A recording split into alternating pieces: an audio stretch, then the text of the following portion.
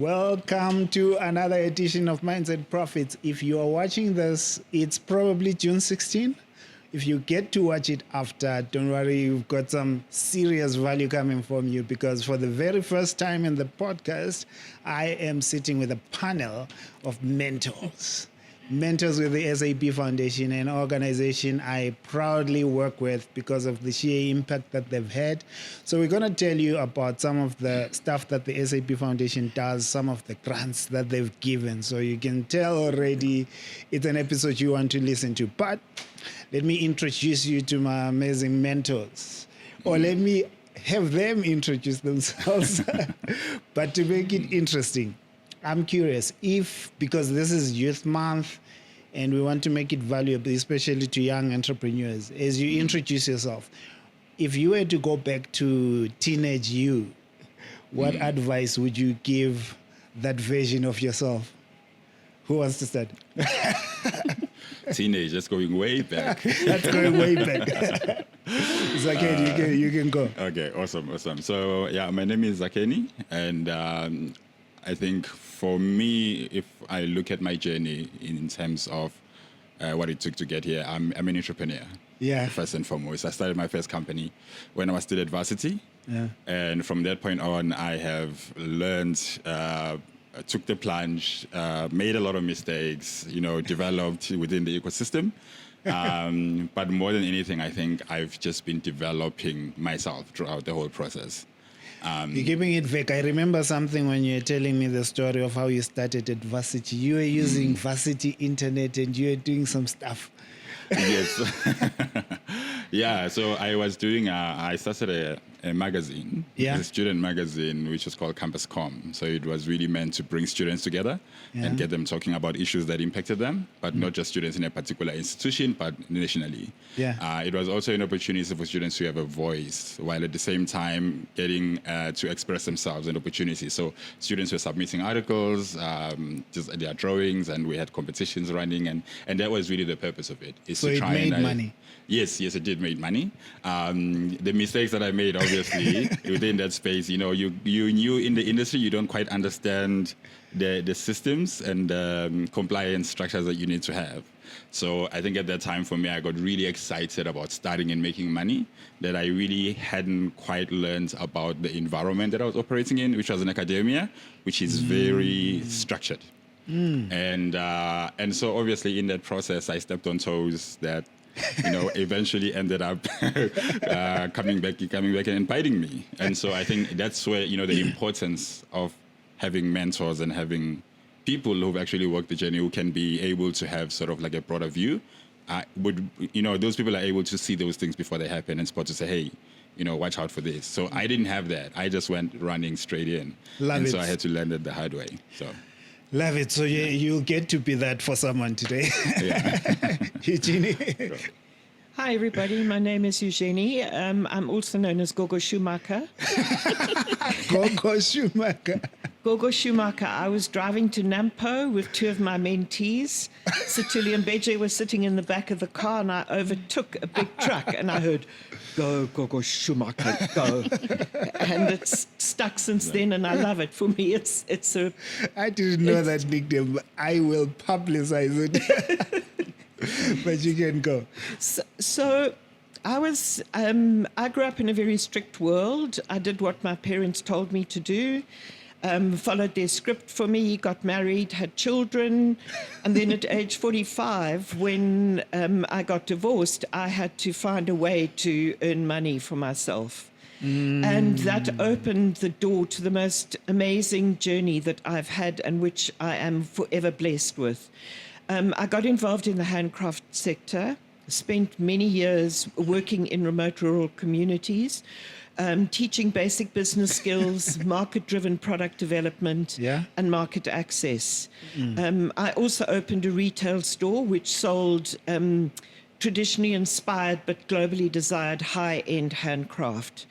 And those journeys for me were just an amazing learning space. I learned about cultures, traditions. I've experienced stuff which I don't think many people have. And I find that today that really helps me, because it's two realities that are worlds apart, but there is a bridge between the two. And I guess for me, that still exists today. Because we do live in two realities that are worlds apart. And it's becoming even more so with the AI world. And that's one that terrifies me. But I realize that if I want to stay up to date, I need to learn about it.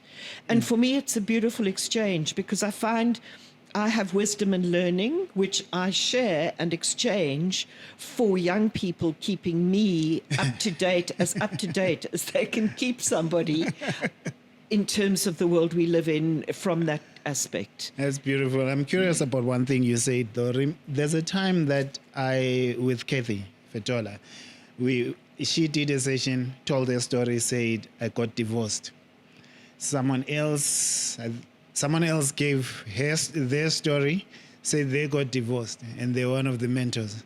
I came, I didn't know they told their story. I told my story, and in the story there was divorce along the way. And someone said, let me ask, Candy, for you to be a mentor, do you need to have divorce? Oh my God. So you said it, you took me to that. Was the divorce because of entrepreneurship or other things? No, it was just we were not right for one another. Is it? We were not right for one another. And again, it gave me my freedom. I think because I learned at a very young age that it's easier to do as I'm told and what I'm told than to do what my heart calls me to do. So I was a very compliant, in inverted commas, person. And that gave me the freedom that I think I'd been looking for all my life. What would you advise your younger self or someone who's young and living life the way you were at the time? Always be true to yourself. We have such a beautiful guide, inner guide. And what comes in through our ears sometimes conflicts with what our inner guide says. And go in. If it feels right, do it. If it doesn't feel right, don't do it. Beautiful. Janelle. Yeah. So, hi, everybody. My name is Dino Molokwane, and I am certainly one of SAP Foundation mentors, and it's so good to be here. We're happy to have you. Yeah. So, if I were to go back to my younger self, I would definitely say to myself, understand the value of the process and don't rush the process. I think when I was young, I found myself wanting to look more successful on the outside, bypassing the process and not really understanding that it does take a lot of groundwork, underground work, inner work, and just process for you to come out as that good edible fruit that people are going to enjoy out of you. So I also see that a lot of young people, they rush into wanting to look successful without really taking the time to work more on themselves, to just learn the lessons they need to learn in life, so that whatever it is they build, it is built to last. All right, guys. So I want someone who has never heard of the SAP Foundation, who's going to watch this, to gain some context. So what has been your experience working at the foundation? Think of a success story, a case study that you can share so people can get to know what the foundation does and why you're proud to be here, first of all. Who wants to start? Who's got an electric success story? I'm happy to go. You can go. Working on the SAP Foundation programs has, for me, been just an incredible thing. I have met so many beautiful people. It's been being a mentor is in a way quite a difficult job because you don't know the person that's coming in that you're going to start. You might well not know the field that they are involved in. I mean, I was involved with somebody and it was Satuli, my Gogo Schumacher name, that we launched a mobile abattoir with him. And again, I think the thing about mentorship is that it's an exchange. Yeah. And as the mentor, I don't know everything. I do things my way, in a way that instinctively works for me. And sometimes that might not be exactly what the foundation is expecting, but it's again that give and take. So they understand, understand that I know that what I do provides impact. Yeah. And it's fine now. They trust me. Okay. And I think that is the biggest thing. It's about trust. What was the mentee doing? Mobile abattoir. A mobile abattoir, yes. And- And I don't like abattoirs. I'm anti, and I said, I cannot do this. And he said, you must do it with me, please. So what we had to do was negotiate. And I had to say to him, you must realize I have a bias. And if I'm pulling you away from what you believe is right, you need to hold me accountable because I cannot block you. We need to work this together. We need to exchange and teach one another, learn from one another. Which program was it? And how much did they get in terms TP, of it was- grant? So it's the Tolwana program, yes, Tolwana, TP 15. which is one of the programs under the foundation. So it's TP 15 and they got 250 Yes, they Thousand. did. They did. grant. But what we did with that one is we partnered them with somebody that was on the Social Innovation Fund. And they were working with farmers in the Kruger National Park, in that area. But their cattle couldn't come out because of foot and mouth disease. So it was a match made in heaven in a way. Because the abattoir could then go up there and the meat could be processed there and didn't have to come out. It's beautiful things in that besides the grant that they got access to other entrepreneurs who they then were able to partner with. You guys can go. I'm sure you've got others as well. Just mention the program and how much they got. Okay. Okay. So I have had the privilege, number one, working with SAP Foundation feels like home. It's so warm. The values align, so I really love it. So the program that was the most fulfilling one for me has to be the SAP Foundation People Living with Disability. So what was happening there, SAP Foundation had partnered with the Department of Labor. So people who got injured at work were now given an opportunity to start their own businesses. Wow. And one of the success stories that we have was Justice Malaka, all the way from Soshanguve. He wanted to start a poultry farming business in the location. This is someone who's using a wheelchair. And the time I met him when we started the mentorship journey, he was just, despondent, did not have any hope. He had a lot going on, even into drugs a little bit. But the time we finished the program, he was so full of life. He had just changed the environment at home because of the business that was running. And Justice still calls me and says, Sis Dineo. Do you know how much he got? Yes, he started with about 18,000, Yeah, about 18,000. No, I mean in terms of funding from the program. Yes. Or they gave him 18,000 to start. Yes, as capital to start the business. That is cool. Awesome. Yeah, I think so. On my side, I work with the Social Innovation Awards, which also focuses on disability as well. And so a lot of the entrepreneurs that we work with are people who are driven by purpose. It's people who identify an issue within their society and community, and they simply decide that they want to solve it. So a lot of the time, they are not thinking business. They are wanting simply to make a difference and find solutions. And so when those people come, I think the energy that they bring with each other, but the energy that they bring also to the foundation is one that is amazing. And what we're finding that it also rubs off on us quite well. So we've become, it's really inspiring for us as well working with them. And so the issue, the biggest thing that we often see is that obviously because they are starting not necessarily with a particular end in mind, but just wanting to solve a problem.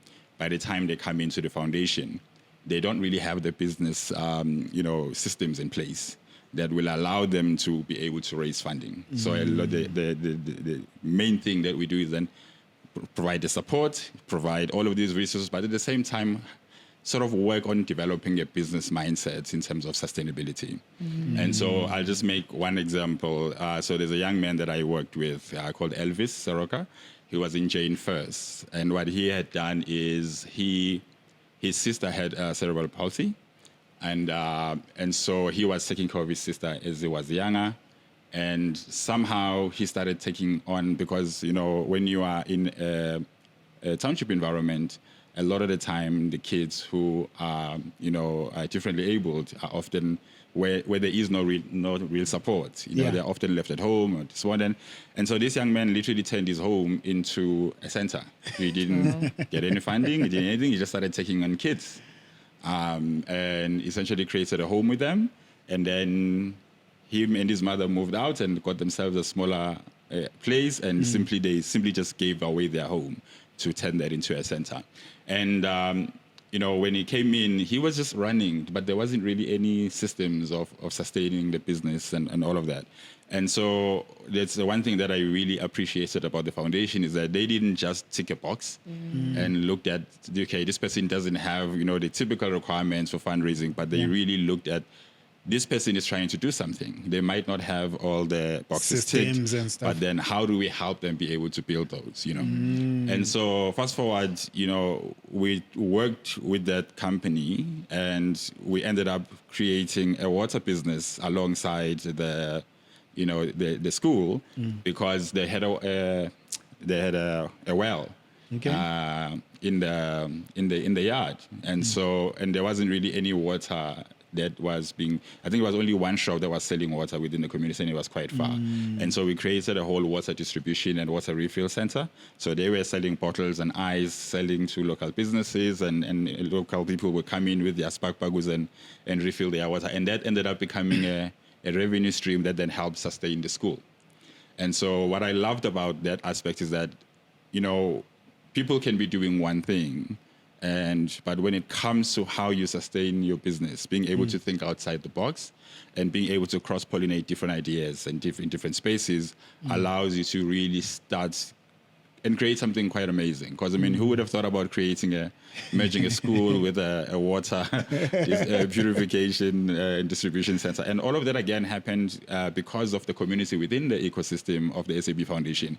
So the person, for instance, who installed his, reverse osmosis and all of that was an alumni of the foundation, who actually traveled with me all the way to Jane First to see, how this is how they can essentially set up the system and continue to support and train him. So to this point, he has been able to bring in a lot of different partners, including being able to, he recently got a vehicle from the Muslim Charitable Trust. He got funding from a lot of different organizations, and now he's creating sort of like the stimulation center.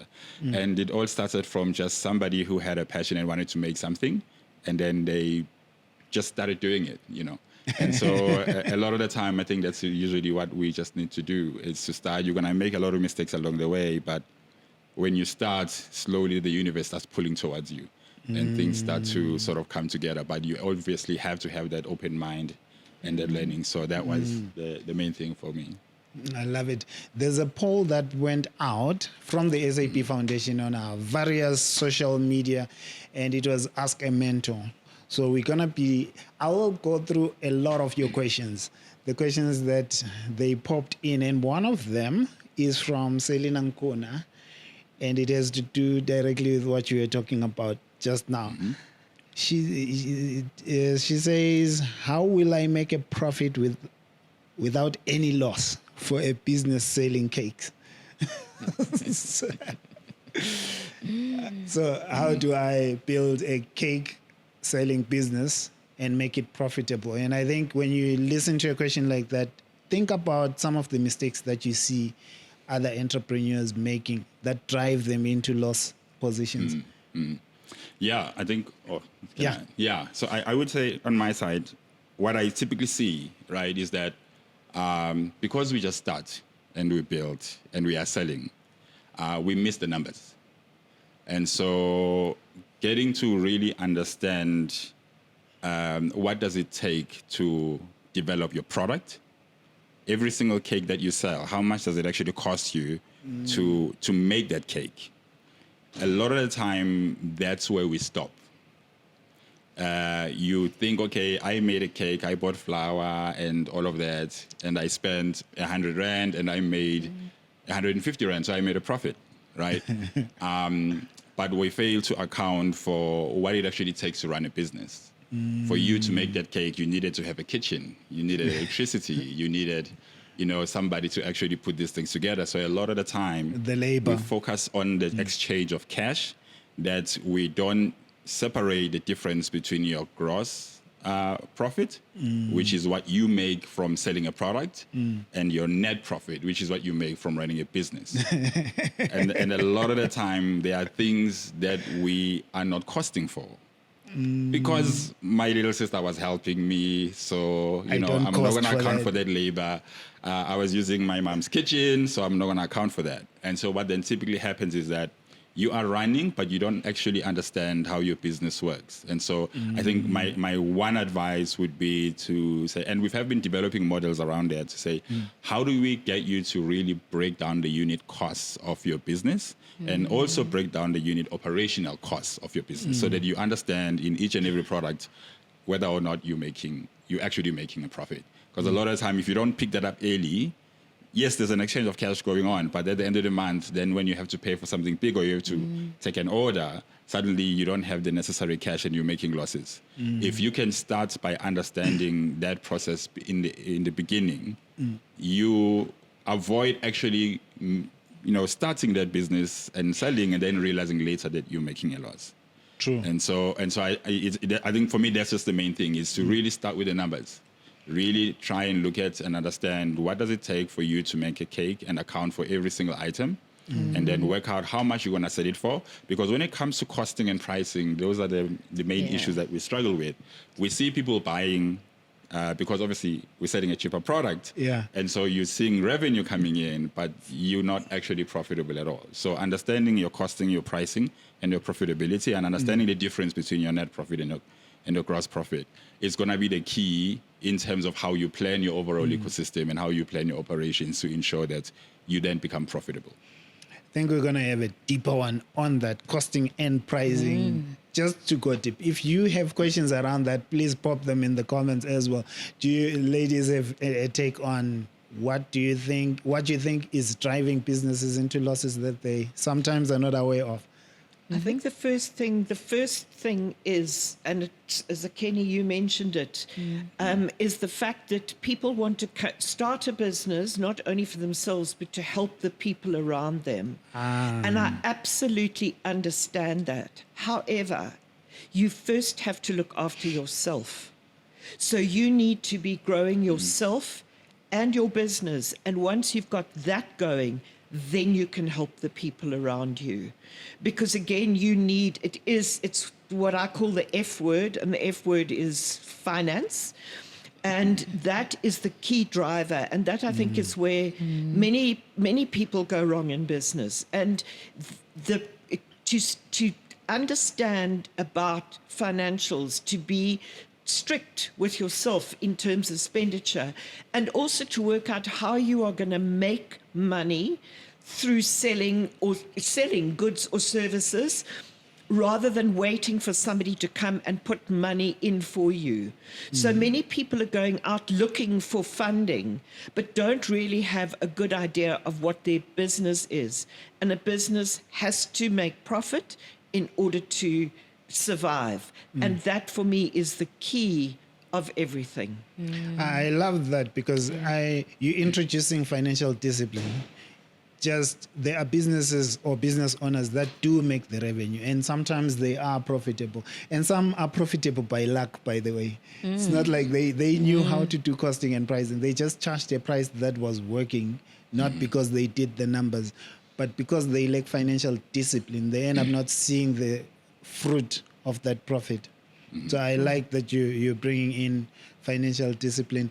Actually, I was thinking when you guys were talking that sometimes you might be making a loss, but because the loss is small and your business is small, you don't feel it. If I'm selling a bottle of juice. I almost named a brand.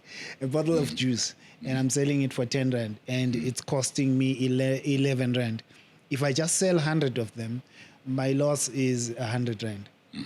I won't feel it because I probably subsidized it off money from my kids, right? It doesn't feel like it. I just feel business is moving, customers are buying. But picture a business coming to your business and ordering 1 million of them. Now, if you're losing 1 Rand from each bottle, now your loss is going to be something that you see, that you feel. And that's the classic case for small businesses where we say, growth killed me. Yep. I grew and I died. Yeah. So it's a big deal. Financial discipline, costing and pricing. Do you have a take on it, Tina? Yeah, sure. I totally agree with my fellow colleagues here. Financial skills is a big issue that I see a lot of young entrepreneurs lacking. And secondly, just managing the cost, right? Building better relationships with your suppliers so that you manage that element. And knowing what your break-even point is. Because I think sometimes we don't get to that point. As young entrepreneurs. I like break even. That sounds like a very big one. You can summarize it, but because of just how big it is as well, I think we're going to need something to go deep on it. But you can try and explain it for someone who says... So basically what a break-even point is, you have to make sure, for instance, that if you have bought 10 bottles of water, and then you are selling them for 15 rands, for you to make profit, you must make sure that let's say you spent maybe 500 rands in total. Yeah. For you to make sure that you don't lose, right, in terms of profit, you must make sure that you sell more than 15 bottles of money so that it makes you more than 500 rands. Okay. So then you will know that, okay, my break even is selling 15 bottles of water so that I don't make a loss, and I have to sell more so that I make a profit. So basically, it tells you how hard you have to work. If you work below this level, your business is in trouble. Yeah. And sometimes people are not aware. I like that you introduced negotiating with suppliers as well, because sometimes we ignore that we can control costs by how we buy and who we buy from and how frequently we buy, or whether or not we're buying in bulk and stuff. So I think you are answered, Celine. Let's go to the next question. This is interesting for me. From the Western Cape, Tebiso is asking, I would like to know how to get sponsors for a detergent business. I want money. Asina Mali. Yeah, that's the short answer to it. I think it's that thing about sponsorship. Sponsorship, what happens often is we make a product that we think is fantastic. And then we go out there and try and find somebody to buy it. It doesn't work that way. You need to actually know what the need is in the people that you are going to be looking at to market to and meet that need for them. And it's exactly the same with sponsorship. People don't sponsor because they've got money to give away. They sponsor because they want a return on the money they are giving you. So sponsorship is, you need to research the person that you want to get sponsorship from. Does it align? Are your customers their customers? Will your product meet their customers? How is it going to impact on them in order for them to give you money and sponsorship? I love that. So I think it's just doing your homework in terms of what's expected from you before you apply for the funding, because a lot of the time people get rejected because they're not ready. 100%. It's what value are you bringing the sponsor? Yeah. All right. What options do you guys have? Because there's another question as well. This one, it skipped me from. This one is from Samuel. Samuel had also asked the same thing. For my business, it's my first time in business. It's been hard. How do I get sponsorship? So I guess it's more to say what options do you know out there for young people? Yeah. So when it comes to fundraising, right, whether it's through sponsorship or anything, one, you have to actually get started, right? So if you've got a detergent business, you need to first be able to go out there and actually engage with the customers and see what their feedback looks like. If you are starting... No, I'm thinking of a naughty question I have for you. Right. The first time I met him, it was in a workshop, and he stood up this one time and he talked about having raised some money. And he had raised 20 million. So I'm just giving everyone context. He stood up and said, I just raised 20 million. Yeah. So now you can answer. Anyone listening will understand that, okay, let me see how he raised 20 million for the business. Cool. Your step one would be? Yeah. So it is really that, you have to constantly be thinking win-win. Yes, I know that you want funding, but you have to think about what's in it for the funder. And so in you looking for funding, you're building a relationship, and the relationship is a two-way street. So for me, it was really understanding what product do I have and who are the likely people who can benefit from the product that I have. And so I had to do a deep dive in terms of what products are they funding, what projects are they involved in, what ecosystem do they have, and how does my product plug into their existing system, but most importantly, how does it benefit and enhance their business as well as their direction and their vision. And so and before you can ask for funding or ask for anything, those are the things that you need to ask yourself, is that if I'm going to build a relationship with this person where they have to put in money or they have to put in their time or their resources, what's in it for them? How do they benefit, and how do I add value into their ecosystem? If you can answer those questions and be able to clearly articulate, when you go out there and you build a relationship, you're no longer coming from a perspective of I want, but it's a matter of this is what I can do for you. And this is how what I've developed can be able to plug into your system and organization and enhance your ability to do 1, 2, 3, which is what I know you need. And so research, stepping outside of your own needs and really have the empathy and the understanding that the other person is also, they've got their own KPIs, they've got their own reasons for doing what they need to do.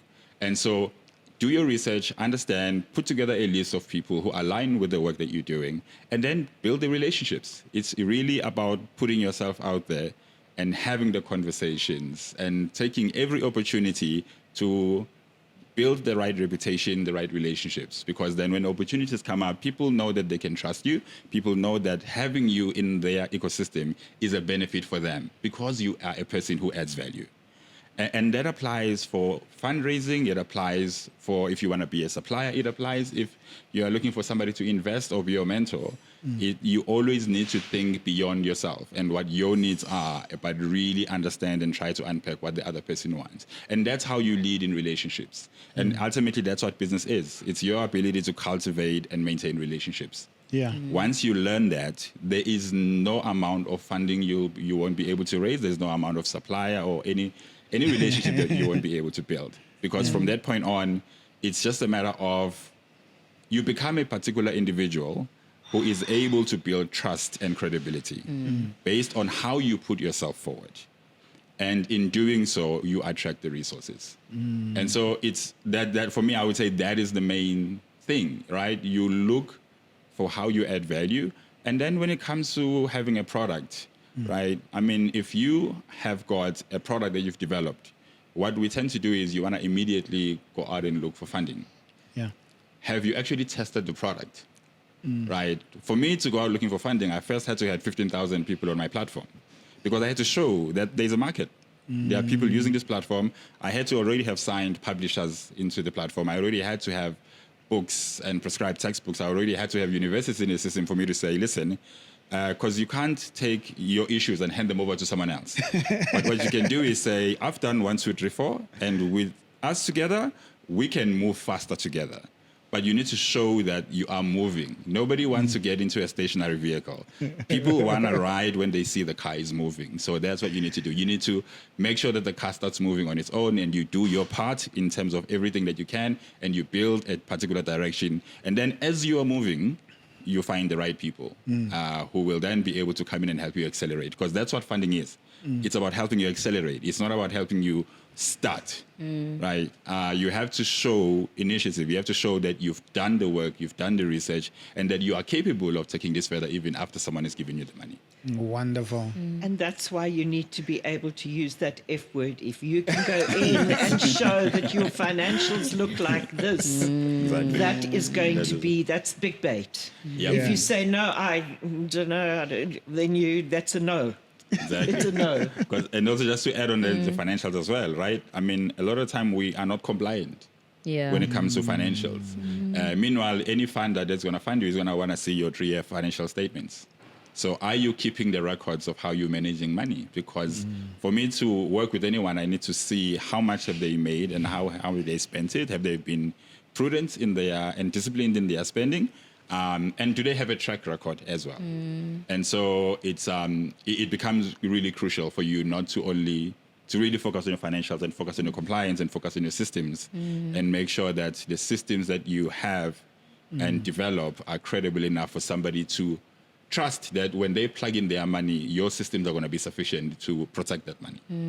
So I think just to add on that, more than it is about being investment ready, it's about being investment worthy. Investment ready, investment worthy. Hey, Dino, I'll ask you to explain this, but I'll give you context because there's two more questions. One is from Tabiso Alfred, and the other is from Sfiso. Sfiso says, it's about funding as well. I've been applying. It's been 3 years being rejected. So I'm not sure if they're applying SAP Foundation or applying elsewhere. But the question is still about funding. But there is now that added element of I've tried and I've been rejected for 3 years because you said you need to be funding ready and funding worthy. And the next one as well is about funding from Tabiso. Yeah, well, it's still the same. You can explain those two. So I think the first question that I would have for Tabiso or whoever asked the question is, have you ever found out why you've been rejected? Because I think that's important. I mean, if you were looking for funding from a certain funder, it's important for you to go back and say, but I've been rejected. What are the reasons for that? And I also think that it's also important for Tabiso to make sure that they go for the funder who aligns with what their funding requirements are, because I find that a lot of times entrepreneurs just look for funding everywhere without even understanding, like Zakela was saying earlier on, to say you have to understand what is their vision, what are their goals, what kind of businesses are they focusing on, or are they funding, what's the criteria that's being used there. So sometimes, I mean, they just not even meeting the criteria, and you are going to be rejected in that case. So it's those little things, financial skills, your business model. Yeah, so I will leave it at that. That's a cool one, especially when you say some don't realize that they're applying to the wrong funder for their business. If you look at some of the applications, I've seen many people that come, especially to the SAP Foundation. I work with others as well, and they say, I am so happy that I'm in the room because I've been trying to get here. This was my 3rd year applying, and I only got accepted now. I've heard someone who said, I've applied 4 years running. This is the first time. So it's also to say, don't give up if it's really something that you want. But in looking at the applications as well, I've seen something else, because sometimes the application forms are long. They are long and tedious.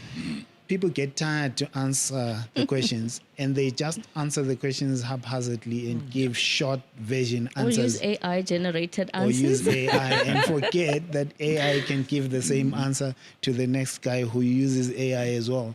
But what that ends up causing is 3,000 people are going to apply.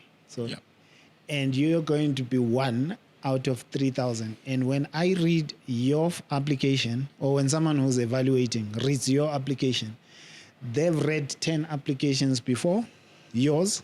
They're going to read 100 applications after yours. Is yours unforgettable? Because they don't take the time to sit and ask, there's 1,000 or there's 3,000 people applying. I want mine to stand out. So I want to take my application seriously.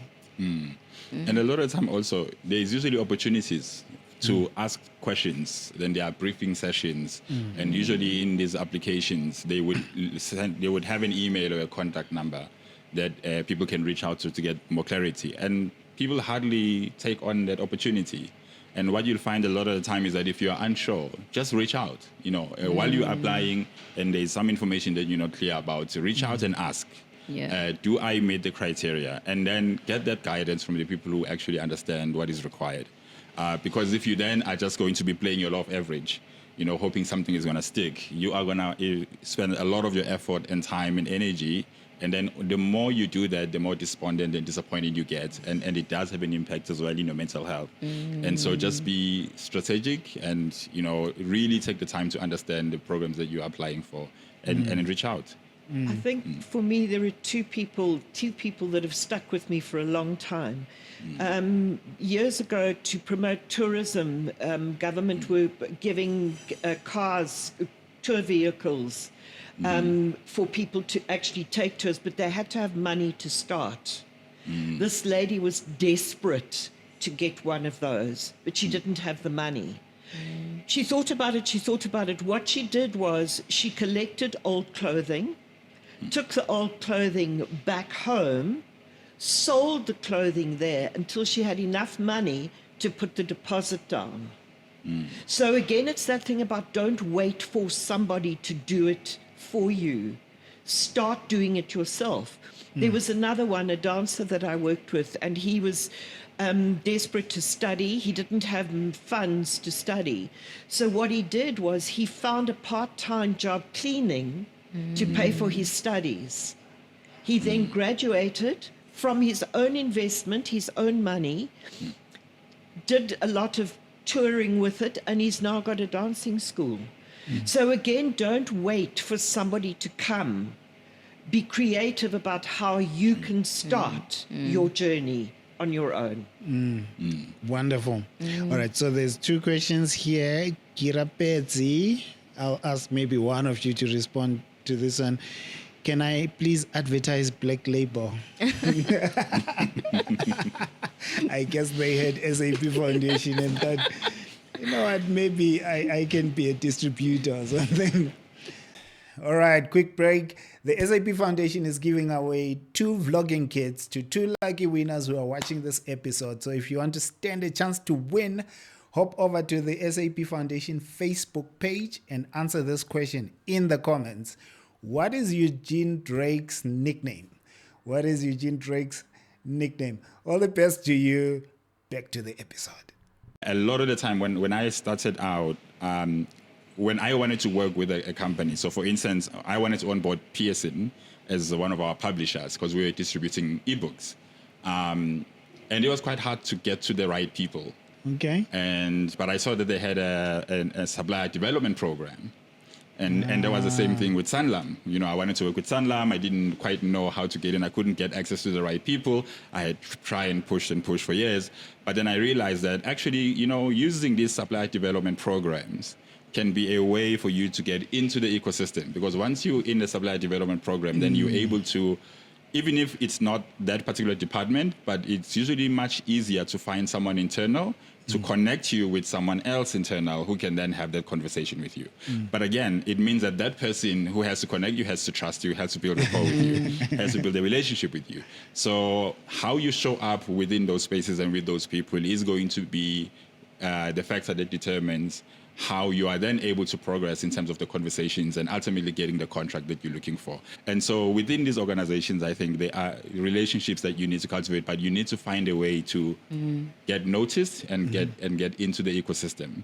And there's a lot of ways in which you can do that. If you are struggling to get to management, and I think that's the problem. We think we have to go high up.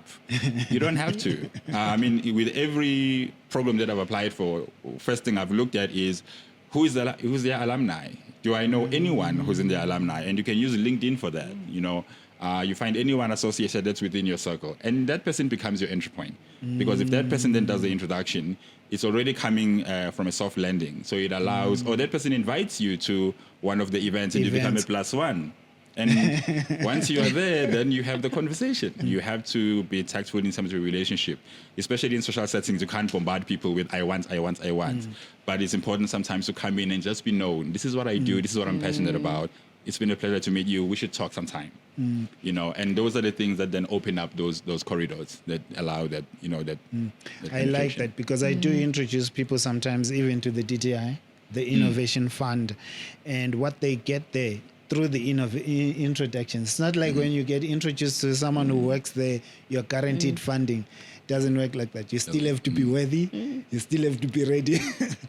But that introduction gives them time in a relaxed atmosphere to ask questions. So this is what I do. What are the programs that are available? Which one is the best for me to apply for? You get to ask those questions. Yes. Instead of just guessing and shooting for the wrong one. And then you get rejected 5 years in a row.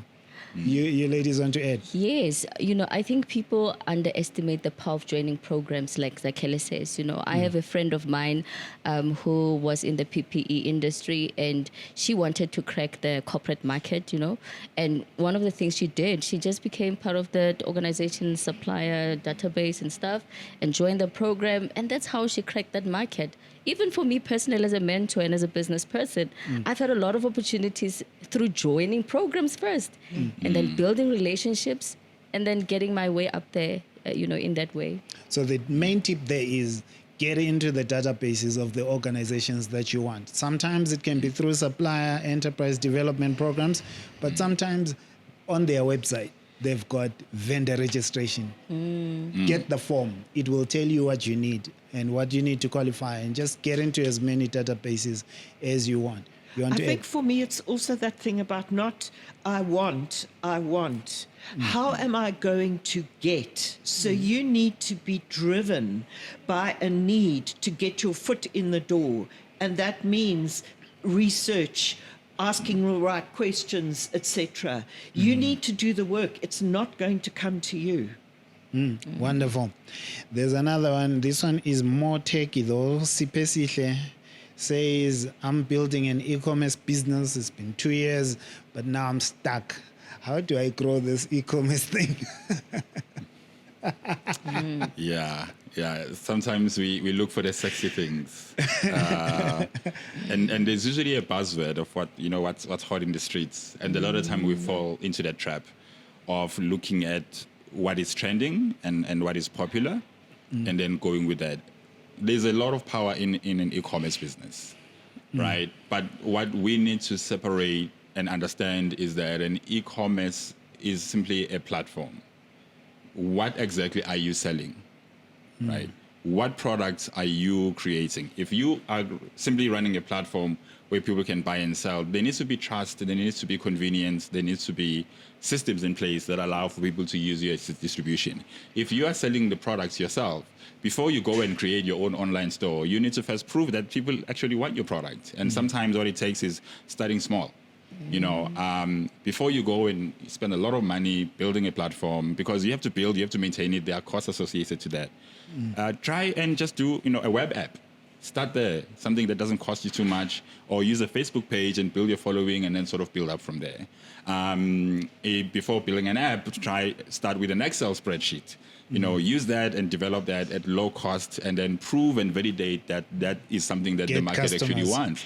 Get customers using that very, cheap, beta version of it, before you go and then invest and spend a lot of money into developing a product. Because then you spend a lot of money, now you're incurring the cost, but you haven't validated the product, you haven't validated the market. And so I would say that's the main thing. But again, if you already have an online store, you really need to think about, what is it that I am selling?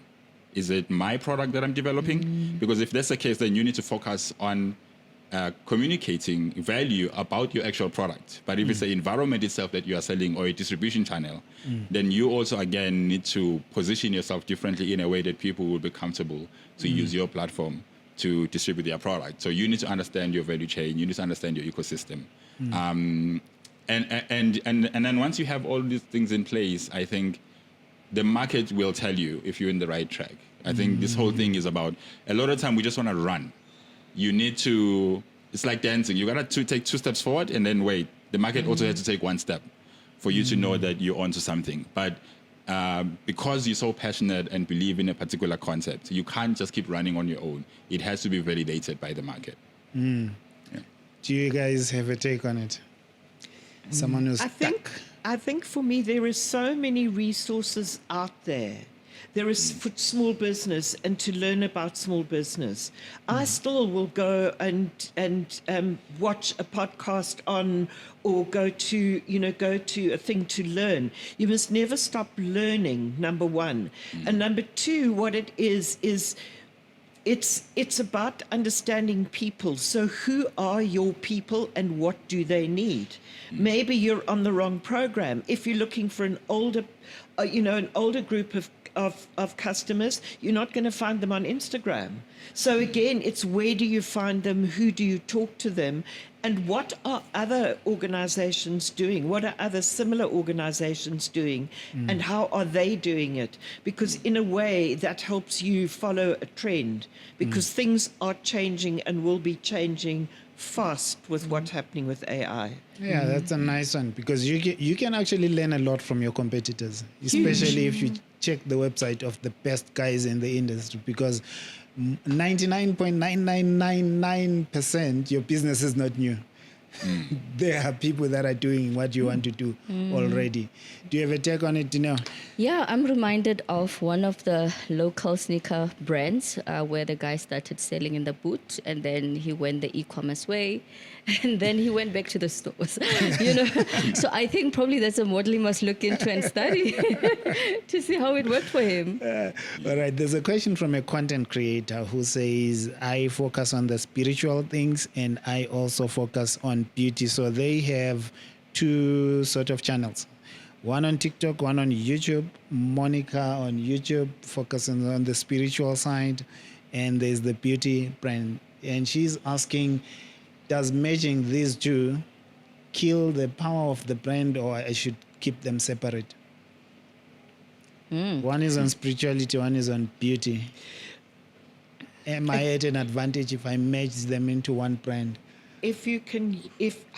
Which is drawing more, the beauty brand or the spirit brand? And if you can do, if you've got a good uptake on the spirit, you can then bring the makeup in a context that is spiritual, if that makes sense. Okay. So rather how it enhances what it means. If you well made up, you feel good, and if you feel good, you interact with the world differently. It excites you that much. It does. So I think it could be, but it's how. It's the how, and where does she have the most traction, and what is going to bring in the most revenue. Would you blend beauty and spirituality? No. I would. I've seen it happen. When I used to work on TV, the lady who was styling me and dressing me, she had a gift of healing, and she was just, focusing on styling me. So I loved how she healed me, parts of my soul, through how she dressed me and styled me. So I think it's possible. So it depends on where the need is, and what she wants to do with this thing, because I don't have context in terms of that. So I guess it's possible. It's more in the execution.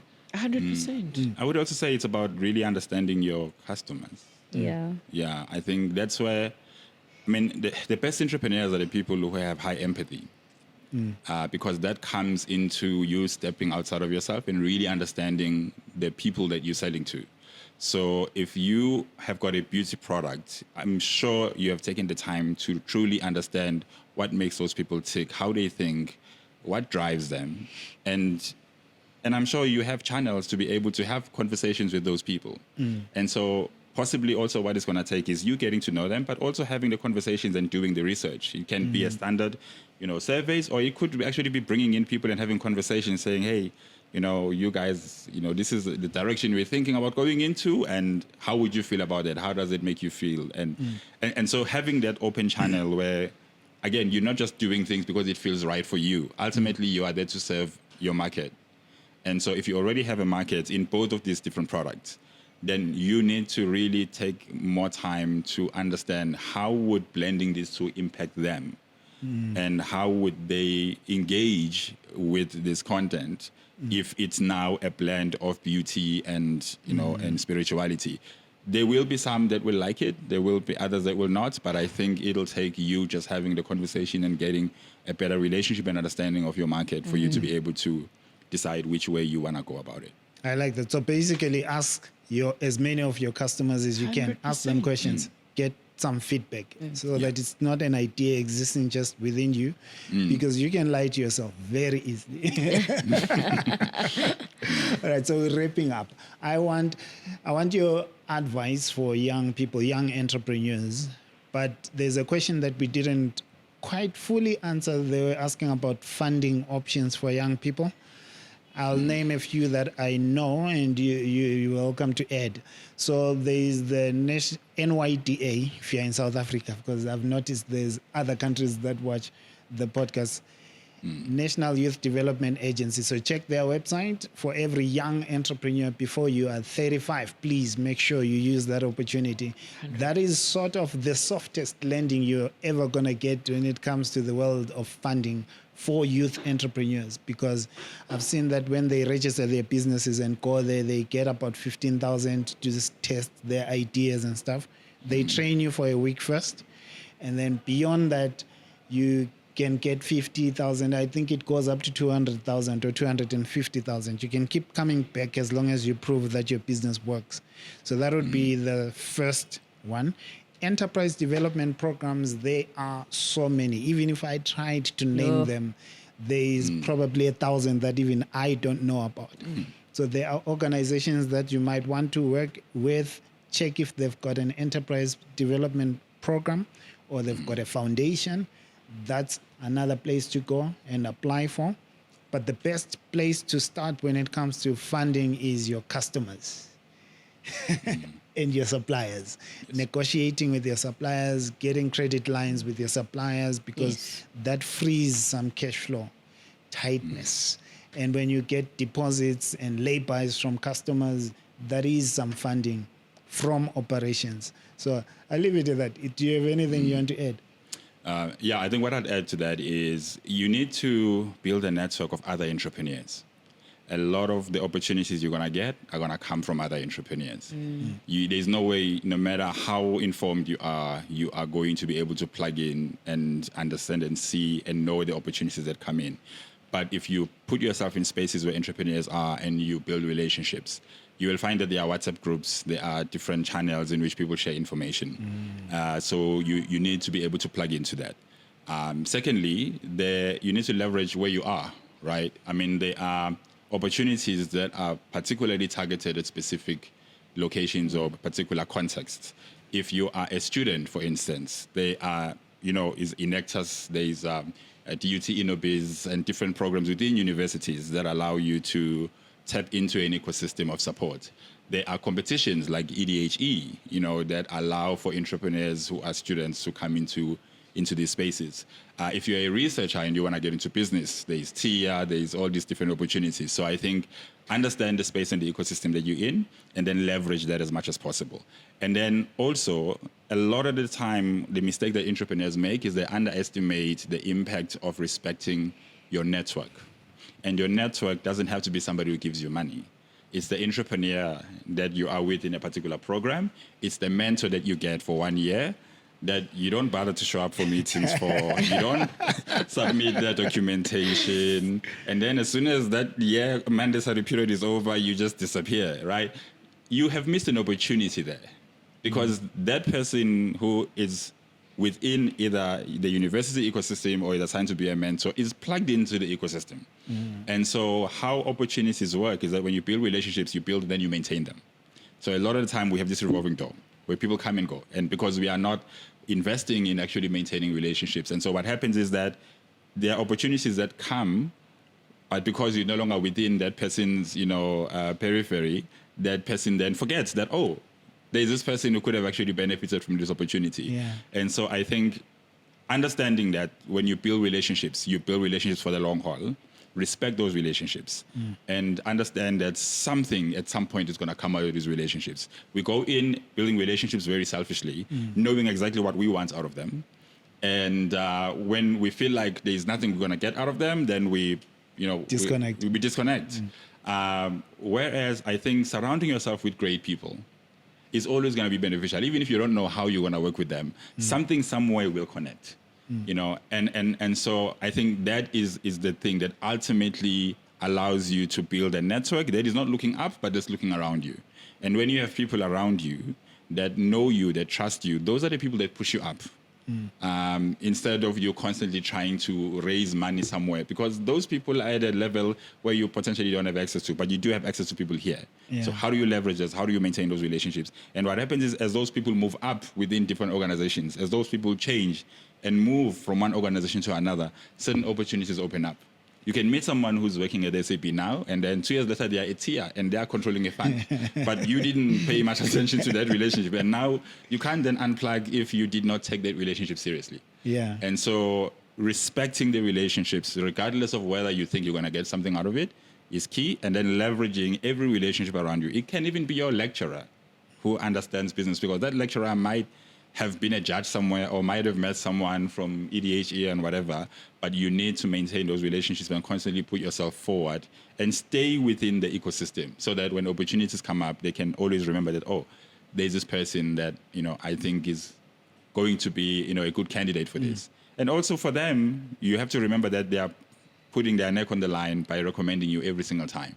Nobody is going to do that unless you can show and you have proven that you take opportunities seriously. And so when you get an opportunity to build relationships, get a mentor, get a lecturer who's interested in business, nurture those relationships and respect them, and spend the time and the energy to cultivate them. Even if you don't see that immediate gain, but just having those people in the ecosystem is going to be crucial moving you forward.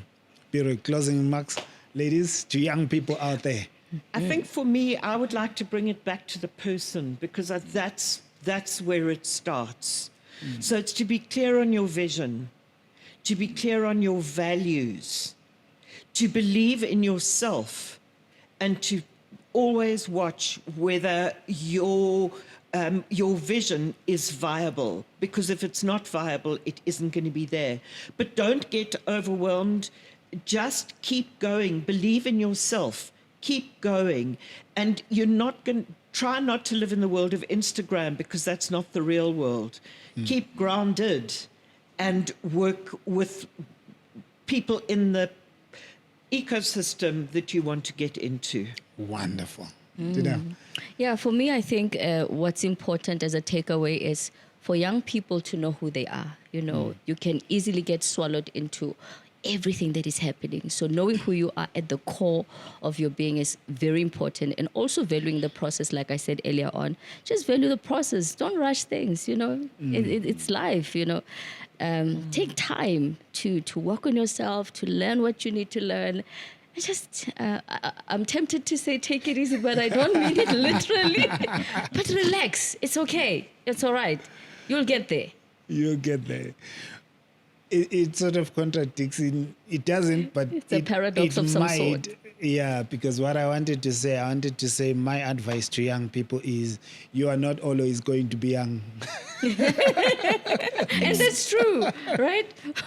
I am still young. Go. You are young, I am still young. 74, I'm still learning. Yes. I'm still studying, and life is great. True. Yeah. I look at my life sometimes, and there's like 10 years that I can't account for somewhere. I must have lost. What was I doing during those years? I can't account for that. And I always then talk to young people to say, that can happen. That can be you one day. I don't want you to repeat my mistakes. Yeah. So understand that you won't always be young. Just be goal-oriented. Be a lot more focused. Focus on learning some skills. If you look at what's happening now, AI is coming in, the world is evolving, a lot of jobs are getting redundant. So it's time to really understand, what skills do I need that are going to be relevant in 5 years, that are still going to be relevant in 20 years, because some skills won't be relevant. You can spend the next 5 years learning something that will be replaced by some AI agent somewhere. It's going to be painful to try and start over. So that's where I'm coming from. And Thank you. Yeah. And I think just to add on that, I think as I said earlier, right, when you start this process of creation, you're thinking you're building a business, but what you're building is yourself. Businesses, concepts, ideas, innovations will come and go. They will change. This might be your first business. It will end up completely different, or it might even be a completely different business that you go into in the future. But I think understanding that as you work through this journey, you are learning yourself and you're developing yourself is going to be key into understanding that everything that you're going to do, it has to not only focus on the business, but also yourself.